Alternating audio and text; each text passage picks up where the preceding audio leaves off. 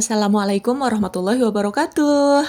Hai semuanya, channel Mak Rumahan datang lagi. Terima kasih ya sudah klik video ini. Bagaimana kabarnya teman-teman semua hari ini? Semoga selalu sehat dan bahagia ya dimanapun kalian berada. Share video kali ini masih dengan kegiatanku ya. Jadi kegiatan ibu rumah tangga kan setiap hari pasti ada aja yang perlu dikerjain ya. Nah, ini aku lagi mau ngepel teras rumah. Jadi aku nyempil-nyempil kayak gini, mau ngambil selang yang ada di samping rumah kayak gini ya teman-teman. Supaya bisa aku tarik ke teras, terus udah gitu aku mau sekalian nyiram tanaman yang ada di depan rumah juga. Karena kasihan teman-teman, kayaknya beberapa hari terakhir mulai musim kemarau apa gimana ya? Kayak udah jarang hujan gitu loh. Jadi akhirnya tanaman-tanamanku ini juga lebih gampang kering. Terus udah gitu di kebun depan rumah juga agak berdebu juga. Karena anak-anak kan main bola di situ, terus jarang hujan, jadi debunya itu kemana-mana gitu loh teman-teman. Jadi terbang-terbang lah. Ditambah lagi, ini ada si Memeng yang biasa ada di rumahku itu. Kayaknya dia lagi seneng ke tanah-tanah yang ada tanaman-tanamannya ini loh. Jadi akhirnya kan ada telapak kakinya gitu, apa jejak bekas kakinya dia di teras. Namanya dia abis main di tanah kan jadi bekas kakinya kotor ya. Padahal aku seneng banget nongkrong di sini kalau sore-sore. Apalagi kan tembok keliling aku lumayan tertutup ya. Jadi walaupun aku duduk-duduk di sini juga nggak kelihatan dari luar gitu teman-teman. Jadi menurutku ini tempat yang lumayan nyaman untuk duduk-duduk.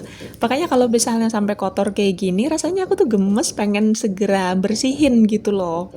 Ya walaupun memangnya aja sekarang masih ada di kolong tuh, masih nongkrong ya. Walaupun udah dibersihin kayak gini, nanti bisa-bisa dia main lagi ke tanah-tanah itu, ntar kotor lagi.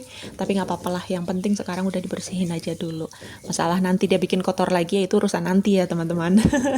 Namanya dia makhluk hidup ya, dia punya keinginan buat main-main gitu. Mungkin dia merasa nyaman main di sini kali ya. Kita syukuri aja ya teman-teman. Walaupun sebenarnya aku juga bukan pecinta kucing sih. Sebel enggak, tapi juga nggak cinta gitu loh. Jadi apa namanya ya? Ya biasa aja gitu. Apalagi kalau kucingnya baik ya udah aku biarin aja. Pernah juga waktu dulu ada kucing yang bandel banget ya. Itu betah banget ada di sini juga, tapi dia nakal. Jadi dia bawa-bawa sampah, terus udah gitu naik-naik ke atas plafon sampai merusak-rusak barang yang ada di dalam rumah. Nah, terus terang kalau untuk kucing yang kayak gitu aku juga kesel ya. Tapi sekesel-keselnya sama hewan ya, tetap aja aku nggak tega buat nyakitin dia. Ya palingan cuma disuruh pergi khusus-khusus gitu aja. Makanya begitu dia menghilang begitu aja, jadi nggak apa sih namanya, tiba-tiba gitu. Dia nggak datang lagi. Aku juga agak kaget ya. Ini kemana kucingnya gitu? Biasanya ada yang bandel di sini, kok nggak ada lagi. Jadi agak penasaran juga dia sebenarnya kemana. Takutnya kan dijahatin orang gitu ya. Kasihan juga. Mudah-mudahan si kucing oranye itu masih tetap sehat walaupun entah di mana sekarang dia. Oke teman-teman, itu jadi tadi sedikit cerita tentang kehidupan sehari-hari aku juga ya teman-teman. Karena kita kan hidup nggak hanya berhubungan sama keluarga kita aja ya. Bukan hanya berhubungan dengan manusia aja, tapi juga berhubungan dengan makhluk hidup yang lainnya. Contohnya seperti hewan, kucing, ayam gitu-gituan ya teman-teman. Dan berhubung mereka semua adalah makhluk hidup yang diberi akal oleh Allah yang Maha Kuasa, makanya mereka juga punya keinginan masing-masing ya. Jadi tidak menutup kemungkinan semua makhluk hidup itu bisa membuat kita kecewa. Karena kadang-kadang apa yang mereka lakukan itu tidak sesuai dengan apa yang kita mau ya, atau apa yang kita inginkan. Dan itu sudah pasti bikin kita kesel, mangkel, kecewa, sebel, marah, dan lain sebagainya ya. Manusiawi kalau menurut aku. Apalagi kita sebagai ibu rumah tangga ya. Yang menurutku seorang ibu rumah tangga itu sangat rentan dengan stres. Teman-teman ada yang setuju dengan pendapatku nggak ya? Boleh lah ya kalau yang setuju ataupun tidak setuju tulis di kolom komentar ya. Setujunya karena apa, tidak setujunya karena apa begitu ya. Barangkali kita bisa share-share di sini ya. Nah, lanjut lagi tadi apa ya? Oh iya, ibu rumah tangga itu rentan stres menurutku. Karena dengan kegiatan ibu rumah tangga yang sangat padat, baik itu ibu rumah tangga yang bekerja ataupun ibu rumah tangga yang full di rumah ya, sama aja. Semuanya juga bekerja dan semuanya sama-sama ibu rumah tangga ya. Jadi menurutku rentan banget stres karena kadang-kadang kita tuh nggak punya waktu untuk diri sendiri. Terus udah gitu, karena kita nggak ada waktu untuk diri sendiri, jadi seringkali mengabaikan perasaan kita, berusaha tetap kuat, berusaha tetap strong gitu ya. Padahal dalam hati itu kepengen dimengerti oleh suami lah, oleh anak, oleh teman, keluarga, sahabat, seperti itu. Tapi kan suami, teman, keluarga, dan sahabat, dan juga anak-anak itu kan manusia ya teman-teman.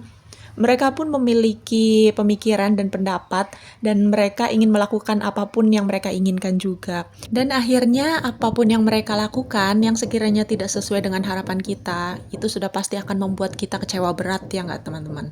Dan jika rasa kecewa itu tidak dirilis, akhirnya akan membuat ibu rumah tangga menjadi stres, menjadi kecewa, tidak menerima keadaan, dan lain sebagainya ya. Bahkan ada yang sampai depresi juga.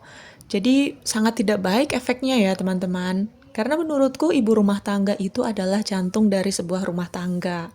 Karena kalau ibu rumah tangga yang bahagia, pasti aura di rumah itu langsung ceria gitu nggak sih?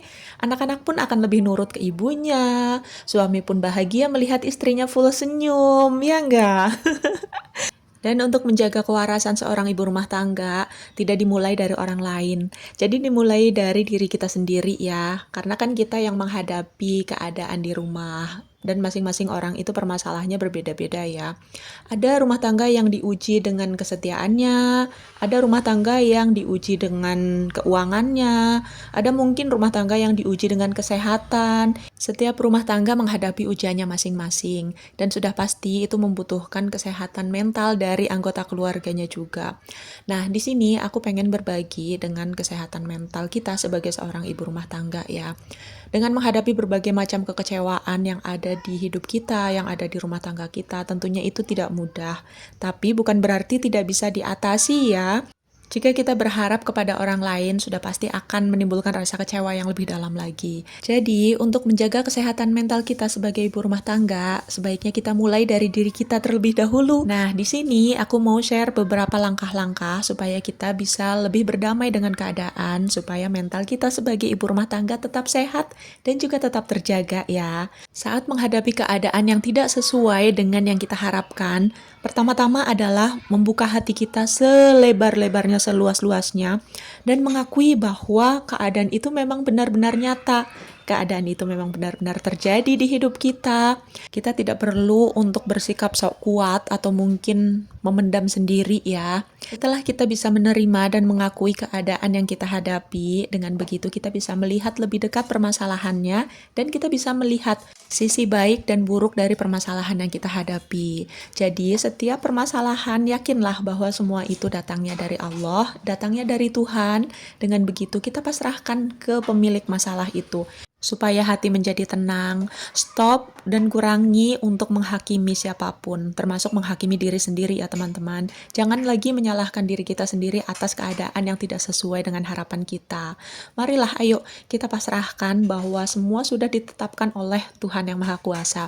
Jadi apapun yang terjadi itu, kita lebih legowo, kita lebih santai, karena kita yakin setiap permasalahan pasti ada jalan keluarnya. Walaupun itu tidak instan ya teman-teman, semua melalui proses, semua butuh proses. Dan aku yakin semua proses itu tidak semudah mengatakannya ya. Semua butuh proses panjang, butuh penerimaan dari hati kita. Dan berusahalah untuk selalu melibatkan Tuhan di setiap proses yang kita jalani. Supaya kita tidak kehilangan harapan dan kita menjadi lebih bersemangat, hati kita pun menjadi lebih tenang, kita bisa lebih santai lagi dalam menghadapi permasalahan, dalam menghadapi kekecewaan. Jadi otak kita dan hati kita itu menjadi lebih rileks gitu loh teman-teman. Dengan begitu, mental kita menjadi lebih kuat dan pastinya lebih sehat ya. Dan setelah kita menghadapi proses panjang, tidak lupa juga untuk selalu menghargai diri sendiri ya teman-teman. Berikan penghargaan kepada diri kita sendiri, karena sudah kuat dan sudah melewati berbagai macam proses yang tidak mudah.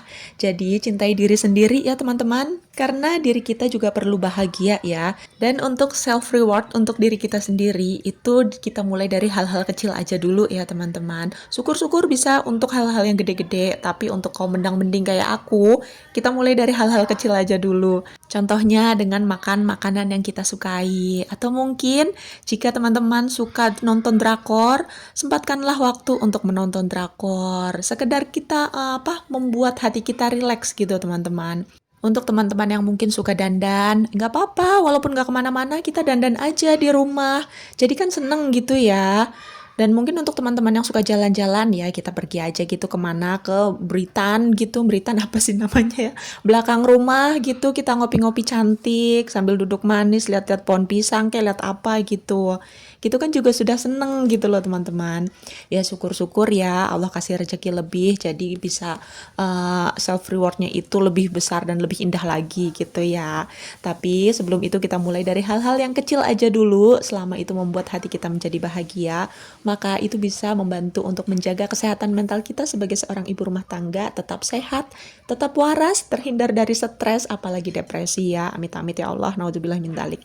Oh iya, satu lagi, selalu komunikasikan perasaan kita dengan baik dengan pasangan kita, dengan anak-anak kita, dengan keluarga kita ya. Karena dengan komunikasi yang baik itu juga akan membantu untuk menjaga kesehatan mental kita. Oke, baiklah teman-teman. Jadi sampai di sini dulu video kita kali ini ya. Semoga ada manfaat yang bisa diambil. Mohon maaf apabila ada kata-kata yang kurang berkenan. See you next video. Bye-bye. Assalamualaikum warahmatullahi wabarakatuh.